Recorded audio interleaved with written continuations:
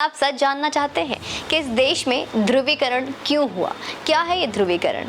क्या आप सच में जानना चाहते हैं कि जो सनातन सर्वजन हिताय सर्वजन सुखाय और वसुधैव कुटुंबकम जैसे मूल सिद्धांत को मानने वाला के साथ ऐसा छल क्यों हुआ जो इस हद तक आत्मक्रोध में भर गया है?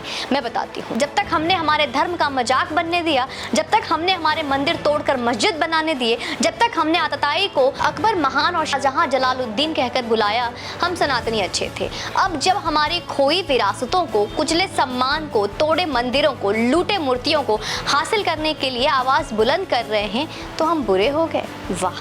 आज मेरा एक सवाल है, जवाब दो। समझौता और न्याय में फर्क क्या है? यही ना कि कोई एक थप्पड़ मारे तो छोड़ो हटाओ कहकर अपने गाल को सहला लेने को समझौता कहते हैं और बदले में दम भर कूट देने को न्याय।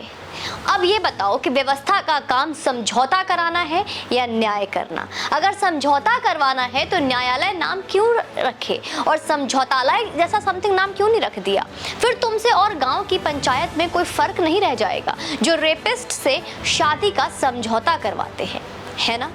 कि रेप कर लिया, अब क्या होगा उस महिला का, शादी कर लो, तो इसे कहते हैं समझौता। यह सब कहने का मेरा क्या मतलब है?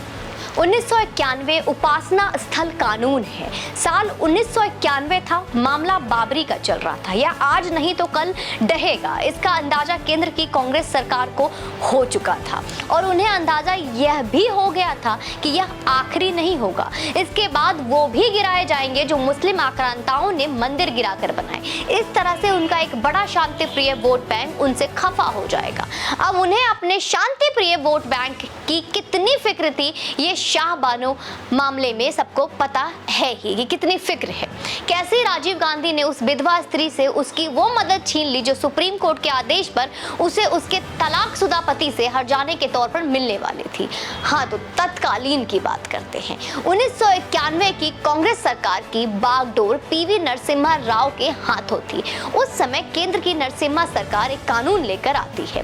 कानून ने की ये थी 1947 की पहल थी। धार्मिक पूजा स्थल जिस रूप में थी उसका संरक्षण उसी रूप में होना, यानी कि उसका स्वरूप नहीं बदला जा सकता। इस कानून का नाम रखा गया, ये उस वक्त तय किया गया 1991 उपासना स्थल कानून। अब इस कानून को आसान भाषा में समझाया जाए तो अगर कोई उपासना स्थल 1947 से पहले मस्जिद था तो वो मस्जिद ही रहेगा, भले उसको तोड़कर बनाया गया है और इस बात का पुख्ता प्रमाण भी मिल जाए।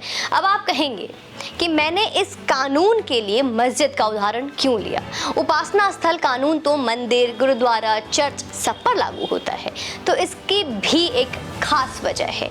भारत में 200 वर्षों तक अंग्रेजों का शासन रहा। 1947 से पहले और उससे पहले 800 वर्षों तक मुस्लिम आक्रांताओं का। तो यह तय है कि इस दौरान कोई मस्जिद तोड़कर ना मंदिर बना है, ना गुरुद्वारा बना है और ना ही चर्च। उससे पहले सिर्फ 400 साल का इतिहास है इसका, और उसमें से 300 साल ये खुद कट मर रहे थे और वो आपस में ही लड़ मर रहे थे। तो मिला जुला कर ये कभी ये दावा नहीं कर सकते कि इनके मस्जिद तोड़कर मंदिर बने हैं या चर्च या गुरुद्वारे बनाए गए हैं। इस तरह अगर इस दौरान भारत में कुछ भी तोड़कर बनाया गया है तो टूटा भले मंदिर, चर्च और गुरुद्वारा होगा, लेकिन बना मस्जिद ही है। अब बताइए कि ये कानून किसकी संरक्षण के लिए बना था और किसकी संरक्षण के लिए बना है? मस्जिदों के संरक्षण के लिए ही ना।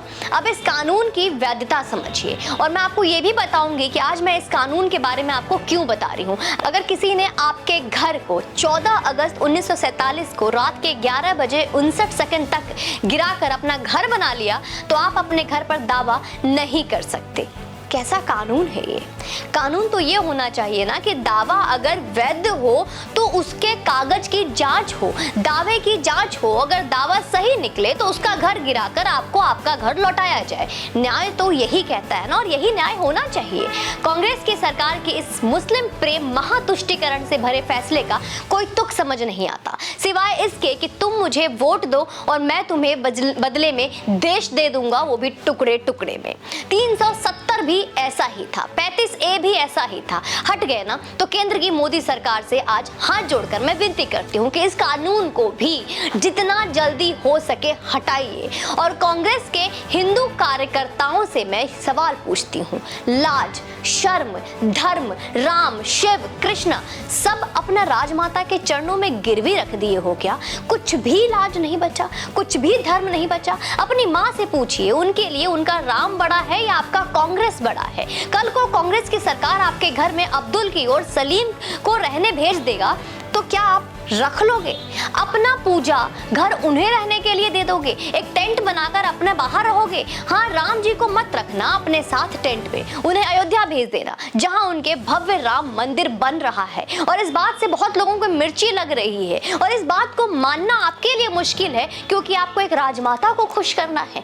क्योंकि हमारे श्री राम दिल में बसते हैं जो उनको मानते हैं, नहीं तो उनका बहुत बड़ा भव्य मंदिर बन रहा है अयोध्या में। ये राजमाता को चुभ रही होगी और साथ में आप लोगों को भी चुभ रही है, तो आपके लिए ज़्यादा कोई सुझाव नहीं है। और दोस्तों, मैंने इस कानून के बारे में आपको इसलिए बोला है और इसके बारे में मैं आपको इसलिए आज बता रही हूँ क्योंकि इसी कानून का नाम लेकर और इसी के चाव में मुस्लिम पक्ष फिर से न्यायालय जाने का सोच रही है कि इस कानून व्यवस्था के बारे में सोचा जाए जिससे कि मस्जिद को बचाया जाता है। मैंने आपको एग्जाम्पल के तौर पे बता दिया किस तरीके से ठीक 1 मिनट पहले अगर आपका घर ढह जाता है तो इस कानून के अंतर्गत किस तरीके की योजनाएं होंगी। तो किस तरह का कानून है ये? और एक बार फिर से मुस्लिम पक्ष इसी कानून का ढाल बनाकर न्यायालय का दरवाज़ा खटखटाना चाहती है और बहुत सारे मीडिया कर्मी वहाँ पर है जो ये दिखा रहे हैं कि किस तरीके से 2 दिन में 40% लगभग 80% सर्वे हुआ।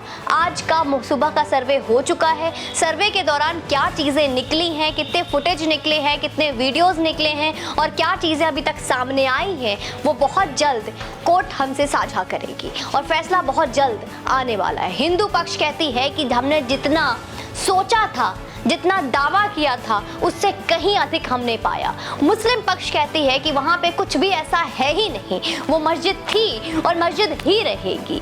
तो इस बात को लेकर वहाँ पे एक तालाब भी है, उसका भी मुद्दा बनाया जा रहा है, एक गुंबद भी है, उसका भी मुद्दा बनाया जा रहा है। लेकिन आश्चर्य की बात है ना कि एक संस्कृत शब्द ज्ञानवापी, ज्ञान का कुआं, जो एक संस्कृत शब्द है, जो मंदिर है, उसी ज्ञान के कुआं, उसी सांस्कृतिक और संस्कृत शब्द पे ऊपर से एक ईंट का गुंबद बना दिया जाता है और वो मस्जिद में तब्दील हो जाता है। कितनी आश्चर्य की बात है।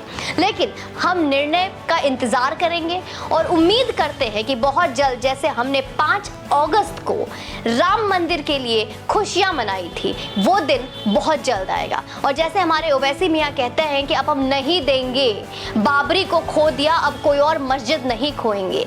तो ओवैसी मियाँ को मेरा एक संदेश है, आप कुछ भी नहीं खो रहे हो, कुछ तो शर्म रखो, अल्लाह को मानते हो। क्या अल्लाह ने आपको यही हिदायत दी है कि दूसरे के हड़पे हुए चीज को भी अपना बना लो?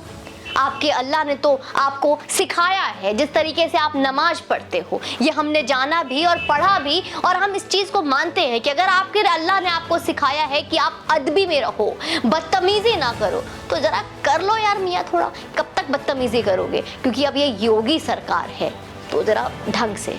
जय हिंद।